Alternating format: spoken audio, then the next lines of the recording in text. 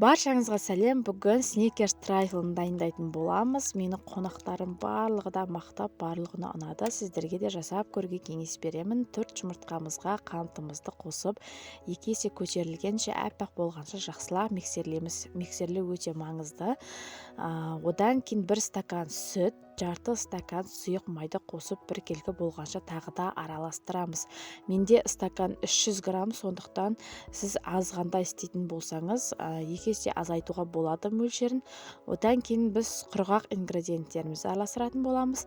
Ұнға разрыхлитель және де какаоны қосып, біздің жұмыртқалы массамызға қосып, жақсылап араластырамыз. Ұнды електен өткізу өте маңызды. Одан кейін біздің қамырымыз осындай лента сияқты болу қажет. 180 градуста 30-40 минуттай пісіріп аламыз.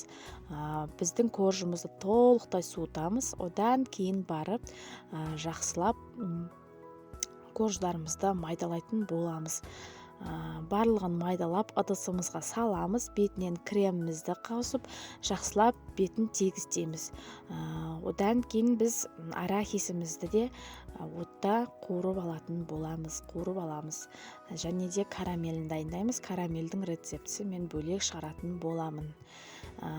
Осылай крем чиз жағып, барлығын тегістейміз. Бетінен карамелімізді қосып, одан кейін арахисімізді қосып, барлығын осылай тегістеп аламыз. Карамел қосқаннан кейін арахис қосып, одан бетіне тағы да корж себеміз. Одан кейін тағы да крем қосып, жақсылап тегістейміз де, одан кейін бетіне ганаш құямыз.